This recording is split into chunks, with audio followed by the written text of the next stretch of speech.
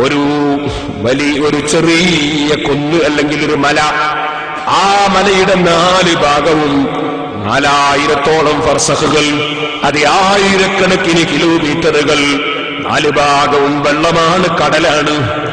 ആ കടലിന്റെ മധ്യത്തിലുള്ള ചെറിയ ഒരു മല, ആ മലയുടെ മേലെ 500 കൊല്ലമായി ഒരു മനുഷ്യൻ ഇബാദത്ത് ചെയ്യുന്നു.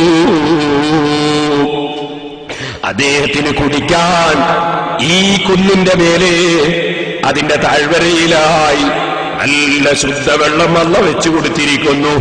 അതൊരു വിരലിന്റെ അത്ര വീതിയിലേ ആ ചെറിയ ഉറവ് പൊട്ടി ഒലിക്കുന്നുള്ളൂ. അദ്ദേഹം എല്ലാ ദിവസവും ഇറങ്ങി വന്നത് കുടിക്കുന്നു. അവിടെ തന്നെ ഒരു നല്ല റുമ്മാൻ പഴം കഴക്കുന്ന മരവും അല്ലാഹു വെച്ചു കൊടുത്തിരിക്കുന്നു. അതിൽ നിന്ന് അദ്ദേഹം ഭക്ഷണം കഴിക്കുന്നു. ആ മനുഷ്യന്റെ സ്വഭാവം എന്താണ്? എല്ലാ ദിവസവും ഒന്ന് ഇറങ്ങി വരും, വെള്ളമൊന്ന് നന്നായി കുടിക്കും, ആ മരത്തിൽ റുമ്മാൻ പഴം തിന്നും. അങ്ങനെ അദ്ദേഹം അങ്ങനേലേക്ക് കയറിപ്പോകും. പിന്നീട് അദ്ദേഹം പൂർണ്ണമായി വദൂമെടുത്ത് കയറിപ്പോയ മനുഷ്യൻ നിസ്കാരത്തിലാണ്, സുജൂദിലാണ്, ഇബാദത്തിലാണ്. ആ മനുഷ്യൻ ഒരു ദിവസം പടച്ച റബ്ബിനോട് പ്രാർത്ഥിക്കുന്നു. എന്താണ് പ്രാർത്ഥന? അല്ലാഹുവേ, സുജൂദിലായി എന്നെ നീ ഒന്ന് മരിപ്പിക്കണേ. എന്റെ ശരീരം മണ്ണിൽ വെച്ച് നീ നശിപ്പിക്കാതെ ആ സുജൂദിൽ തന്നെ എന്നെ നീ അങ്ങ് നിലനിർത്തണേ. റബ്ബ് അദ്ദേഹത്തിന്റെ ദുആ സ്വീകരിച്ചു. അങ്ങനെ അദ്ദേഹത്തിന്റെ റബ്ബ് അദ്ദേഹത്തിന്റെ ദുആ സ്വീകരിച്ച് സുജൂദിൽ തന്നെ മരിപ്പിച്ചു. മരിപ്പിച്ചതിന് ശേഷം ആ സുജൂദിൽ തന്നെ അദ്ദേഹം കിടക്കുകയാണ്. ഞങ്ങൾ ഇങ്ങനെ ആകാശലോകത്ത് നിന്ന് വരുമ്പോഴും പോകുമ്പോഴുമൊക്കെ അദ്ദേഹത്തെ കാണുന്നുണ്ട് നബിയേ. പക്ഷേ പറയാനുള്ളത് എന്താണ്? എനിക്കൊരു വിവരം കിട്ടിയിരിക്കുന്നു. അദ്ദേഹം ഖിയാമത്ത് നാളിൽ അതാ റബ്ബിന്റെ കോടതിയിൽ വരുമ്പോ റബ്ബ് സുബ്ഹാനഹു വ തആല പറയും, അദ്ഖിലൂ അബ്ദിൽ ജന്നത ബിറഹ്മതി.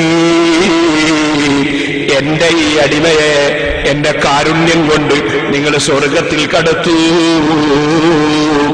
അപ്പോൾ ആ അടിമ പടച്ച റബ്ബിനോട് പറയും, ബൽ ബി അമലി.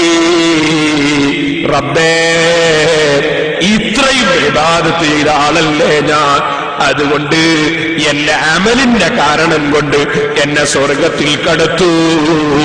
നിന്റെ കാരുണ്യം കൊണ്ട് സ്വർഗത്തിൽ കടത്താനല്ലേ മലക്കുകളോട് പറഞ്ഞത്?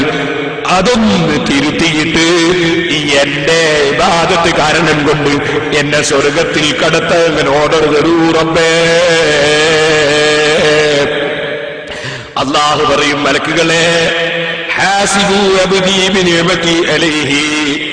എന്റെ അടിമക്ക് ഞാൻ കൊടുത്ത അനുഗ്രഹങ്ങളും അയാൾ ചെയ്ത അമലും വെച്ചിട്ടൊരു കണക്ക് നോക്കിക്കളയൂ. അയാൾ കണക്ക് പറഞ്ഞില്ലേ?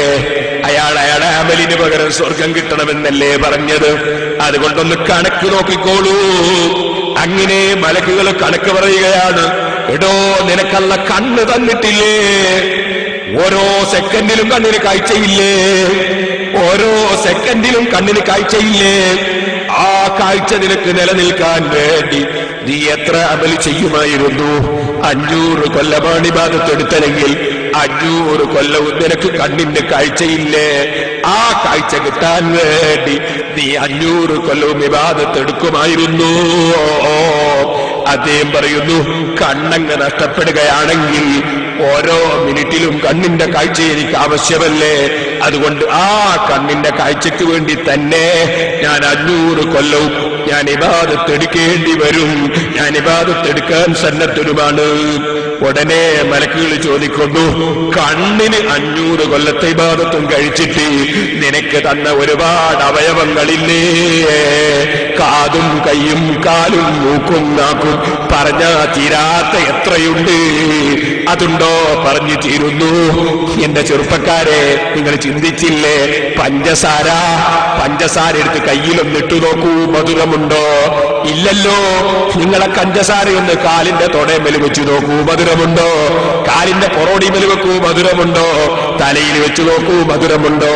പക്ഷേ അത് തൊള്ളയിലങ്ങെത്തിയപ്പോ എന്തൊരു മധുരമാണ്. മറ്റുള്ള സ്ഥലത്ത് മധുരം ഉണ്ടായിട്ട് നമുക്ക് എന്താ കാര്യം? തൊള്ളയിലല്ലേ മധുരം വേണ്ടത്. അങ്ങനെ ഓരോന്നും അല്ലാഹുവിന്റെ അനുഗ്രഹങ്ങളെ കുറിച്ചുണ്ടോ പറഞ്ഞാൽ തീരുന്നു? എല്ലാം തന്ന റബ്ബല്ലേ. അതുകൊണ്ട് നിന്റെ ബാക്കിയുള്ള എല്ലാ അനുഗ്രഹത്തിനും ഇബാദത്ത് എവിടെ?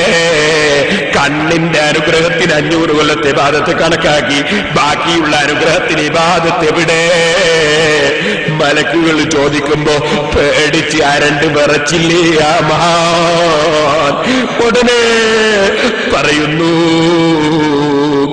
അതേ റബ്ബേ.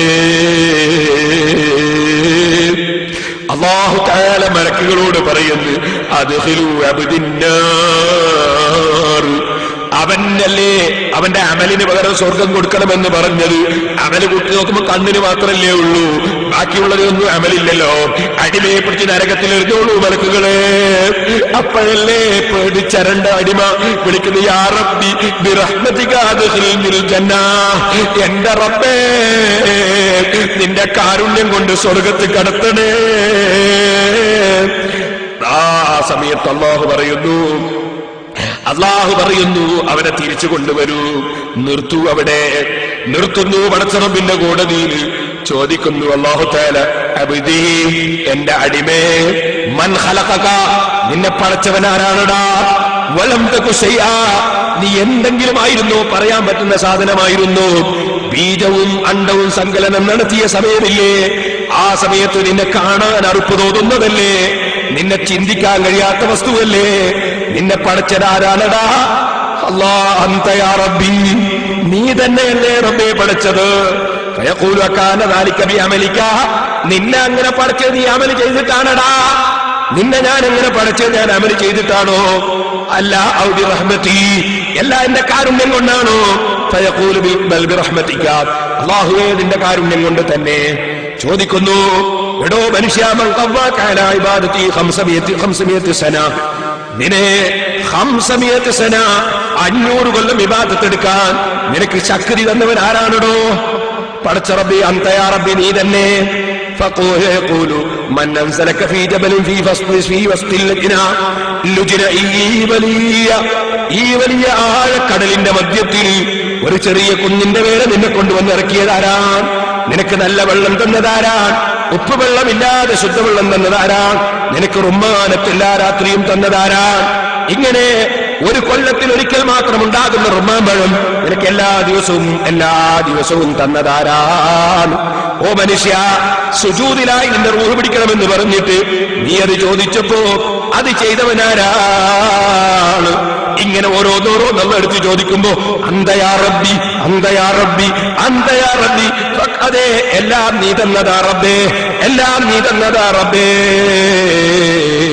ചോദിക്കുന്ന ഫകുല്ലു ദാലിക ബിറഹ്മതി, എല്ലാം എന്റെ കാരുണ്യം കൊണ്ടാണല്ലേ? എന്റെ കാരുണ്യം കൊണ്ടല്ലാതെ നിനക്കൊന്നും ഇതുവരെ കിട്ടിയിട്ടില്ല അല്ലേ? എന്നാൽ എനിക്ക് കിട്ടാൻ പോകുന്ന സ്വർഗവും അതും എന്റെ കാരുണ്യം കൊണ്ട് തന്നെ. വബിറഹ്മതി ഉദ്ഖിലുകൽ ജന്ന, എന്റെ സ്വർഗത്തിൽ ഞാൻ എന്റെ കാരുണ്യം കൊണ്ട് തന്നെ നിന്നെ കടത്തുന്നു. നിന്റെ അമലിന്റെ ജോറും പറഞ്ഞ് ഇവിടെ കണക്ക് പറഞ്ഞു നീ നരകക്കാരൻ തന്നെ. എല്ലാം കൊടുക്കുന്ന രാജാവായ റഹ്മാനേ, റഹീമായ രാജാവേ, അടിമകളായ ഞങ്ങൾക്ക് എല്ലാം നിന്റെ കാരുണ്യം കൊണ്ട് നീ തന്നു. ഞങ്ങൾക്ക് സ്വർഗവും നീ കാരുണ്യം കൊണ്ട് നൽകണേ റഹ്മാനേ.